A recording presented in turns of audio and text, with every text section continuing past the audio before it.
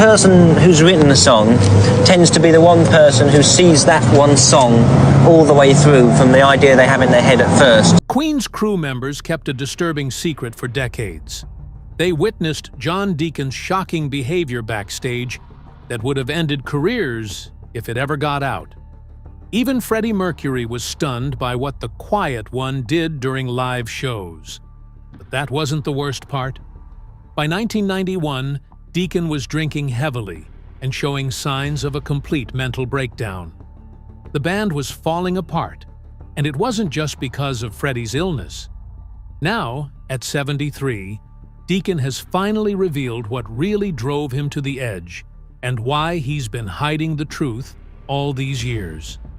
John Richard Deacon's life began with a heartbreak that would follow him quietly for years. Born on August 19, 1951, in Leicester, England, he lost his father when he was still a boy.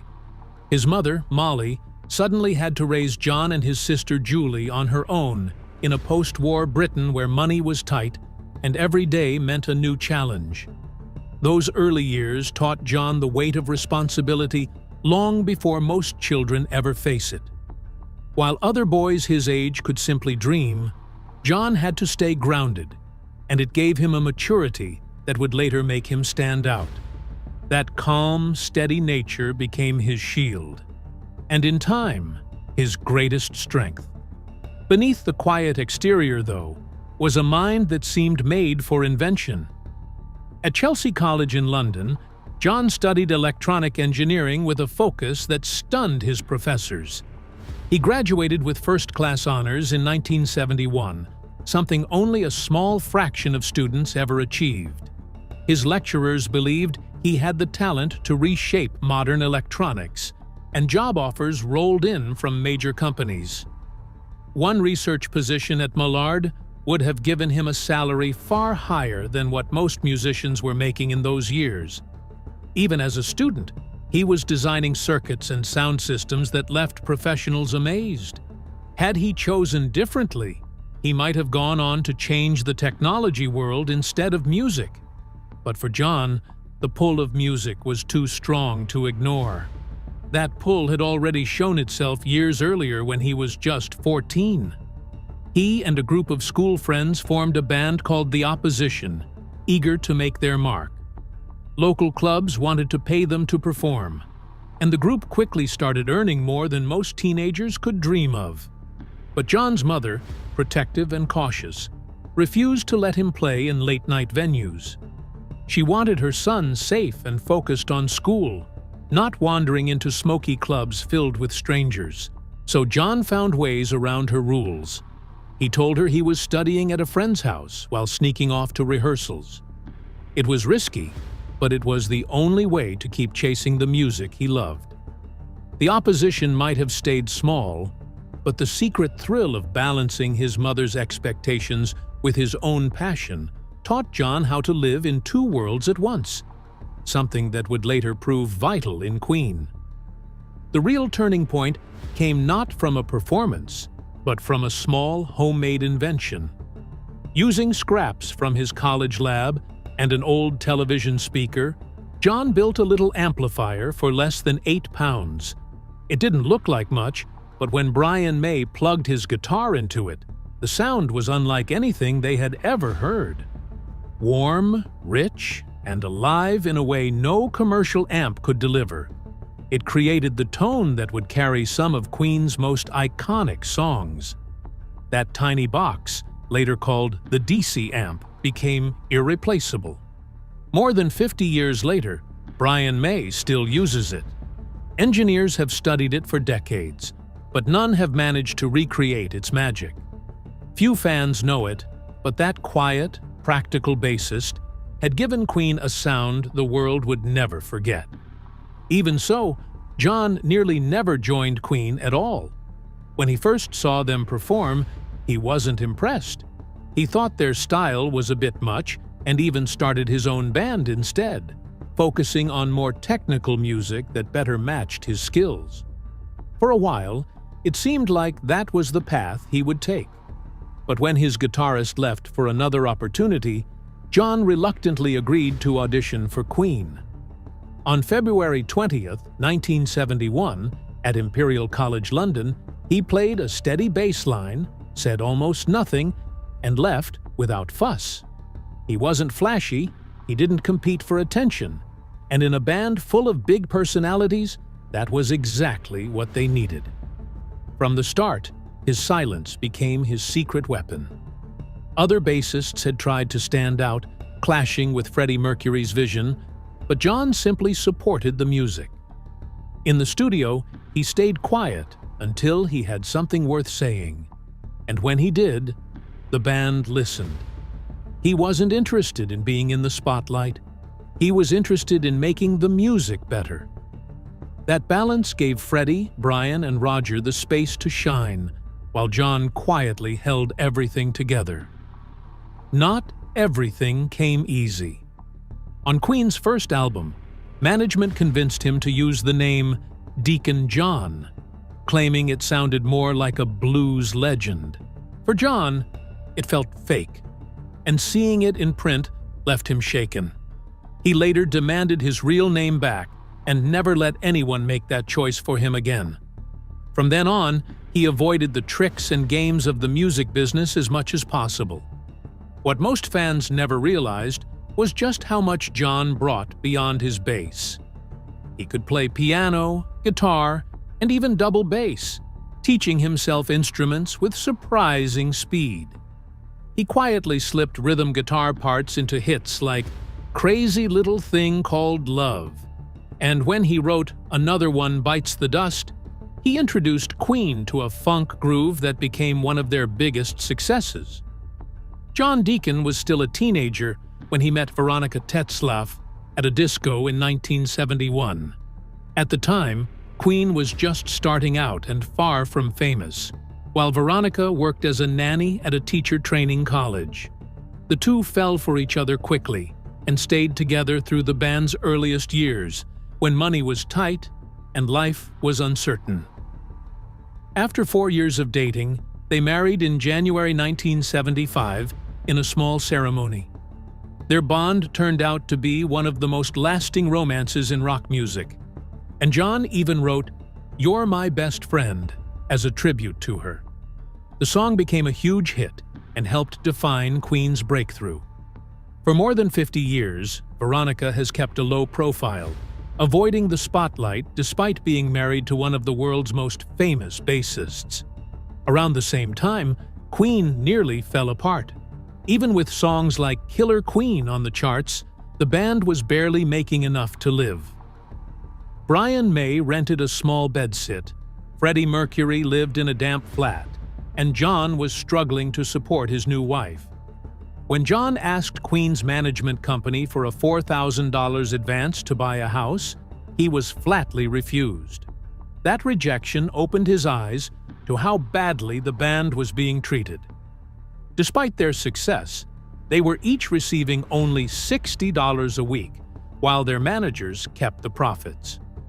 The refusal pushed John to dig into the band's finances, and what he discovered led Queen to leave their management after a long legal battle. They had to pay a heavy price to buy out their contract, but it gave them the freedom to take control of their careers. Without that moment, Queen might not have survived. Through all the chaos of life in a rock band, John managed something almost unheard of. He and Veronica raised 6 children together, keeping their home life separate from the whirlwind of fame. While Freddie Mercury threw extravagant parties and Roger Taylor was known for his love of the fast life, John kept things quiet and steady. Their home in Putney became a safe place, and Veronica formed close friendships with the partners of the other band members. Even during the busiest touring years, John made sure his family was protected from the glare of the media. To this day, none of his children have spoken publicly about their father, proof of how carefully he guarded their privacy. Fans were stunned when John was caught drink driving in 1985.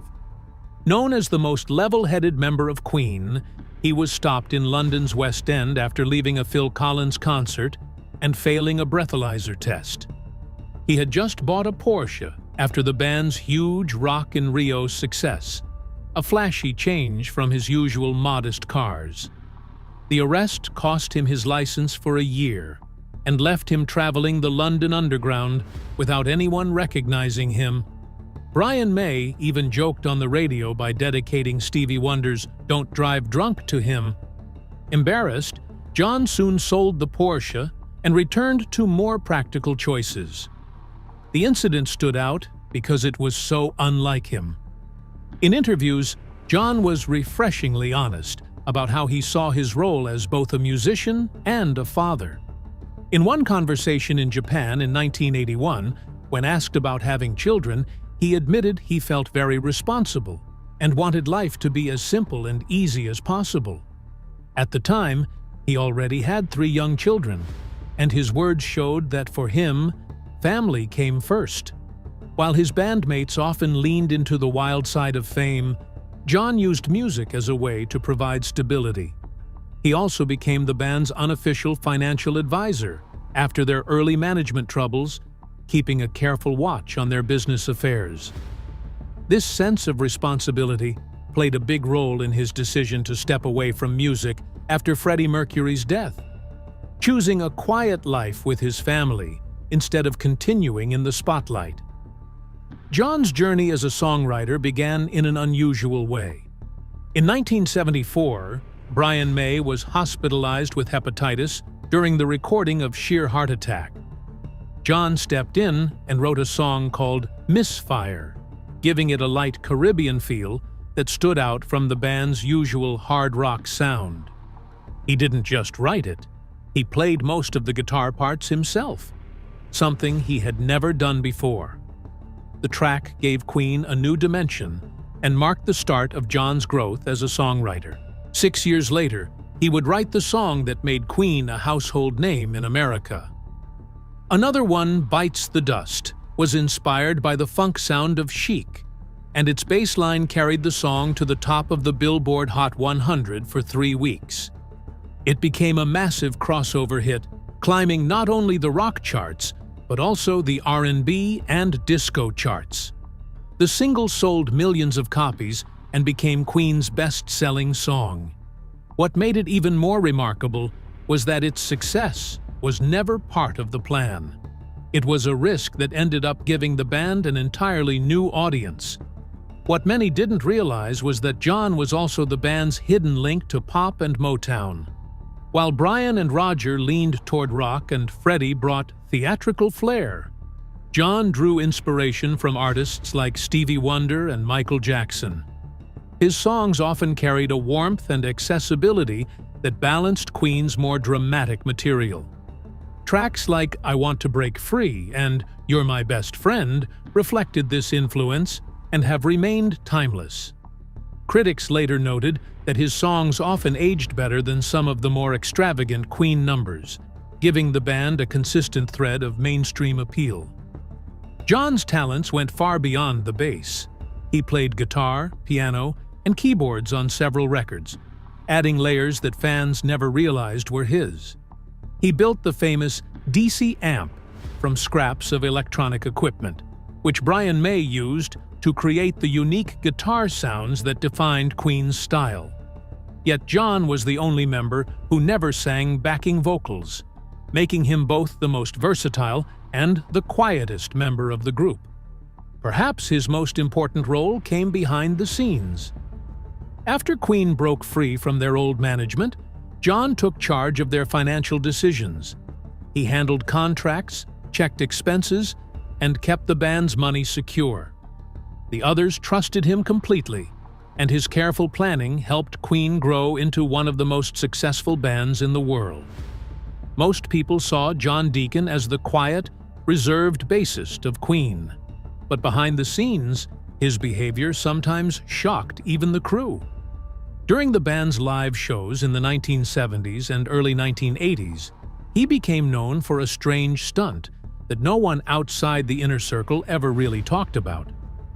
Crew members recalled what they called his ball-flashing trick, a wild move he would pull on stage during certain songs. Even Freddie Mercury encouraged him once, after they decided not to use inflatable props in Italy. The story spread quietly among those who worked with the band, showing that the quiet man of Queen had a rebellious side that clashed with his calm public image. Away from the stage, Deacon carried a heavy burden that grew impossible to hide. By the time he was 24, he was supporting 6 children while also managing Queen's business affairs. It was more than just playing bass. He was the one who had to make sure the money was handled and the band's future stayed secure. That responsibility weighed hard on him, especially as the 1980s brought both commercial pressure and Freddie Mercury's declining health. Former associates said he seemed close to a nervous breakdown by 1991. When Mercury died later that year, the guilt and stress grew so crushing that he withdrew almost completely from public life. Brian May and Roger Taylor later described him as fragile, and his final recording session in 1997 felt like torture to him. For John, the responsibility that once gave him purpose had finally broken him. Signs of the strain had been there long before Freddie's death. During interviews in Japan in 1981 and again in 1982, he already looked uncomfortable and tired. By 1982, he was drinking heavily, with one witness remembering a party in 1986, where Deacon quietly slipped under the table after drinking too much before returning to his chair. His calm, almost shy presence made it easy for people to miss the depth of the depression that was slowly overtaking him. His songwriting also faded as the years went on. After Queen released The Miracle in 1989, something changed. For the first time, all the songs were credited simply to Queen, rather than to the individual members. Deacon co-wrote just 3 songs with Freddie: The Miracle, Rain Must Fall, and My Baby Does Me. When Innuendo followed in 1991, his contributions were even smaller. The perfectionist in him clashed with the band's push toward radio-friendly music, and he quietly withdrew from writing altogether. Even in group settings, he pulled back. By the mid-1980s, he rarely joined interviews or promotional appearances, letting Freddie, Brian, and Roger take the spotlight. Roger Taylor once admitted they hardly heard a word from him for years, and Brian May later said, "I haven't heard a squeak from John." His retreat from the band's social life was so noticeable that Taylor half-jokingly called him a sociopath in 2007, though he clarified that Deacon still gave his blessing for them to continue under the Queen name. His health, too, was quietly falling apart. He dealt with private medical issues during the 1980s that were never made public, while Veronica, his wife, grew more worried about the toll Queen's demanding schedule was taking on him. The pressure of raising 6 children while touring the world only made matters worse. He turned more to alcohol, and the depression that had haunted him deepened, often leaving him too drained to face the spotlight. A perfectionist by nature, Deacon became trapped in a painful conflict. He wanted Queen to stay true to the sound they had built in the 1970s, but the industry was pushing them toward faster, more commercial material. He obsessed over the smallest details of sound quality, but the pace of recording left him constantly unsatisfied.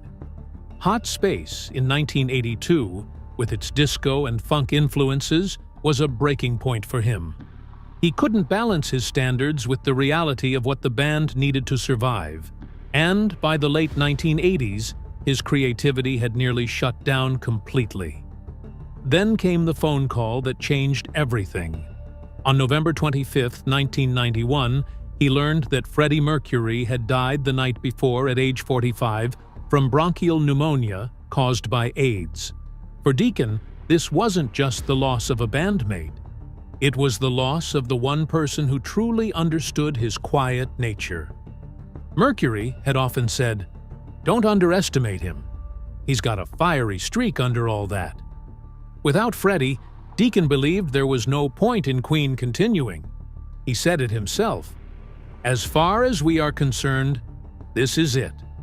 The following year, at the Freddie Mercury tribute concert at Wembley, he could barely hold himself together. Before 72,000 fans and more than 1 billion watching on television, he stood on stage, visibly nervous, chain-smoking backstage, and struggling to get through the performance. When he finally spoke, his short line, "The show must go on," carried a weight that everyone could feel. It was clear that continuing without Freddie was breaking him. He tried one last time in Paris on January 17, 1997, performing "The Show Must Go On" with Brian, Roger, and Elton John at a ballet for AIDS awareness. He was 45 then, and right after leaving the stage, he told his bandmates he couldn't do it anymore. Brian and Roger were stunned, but they knew he meant it. That October, he recorded one final song with them, "No One But You, Only the Good Die Young." After that, he retired completely. The bond he had with Freddie explains why the loss cut so deep.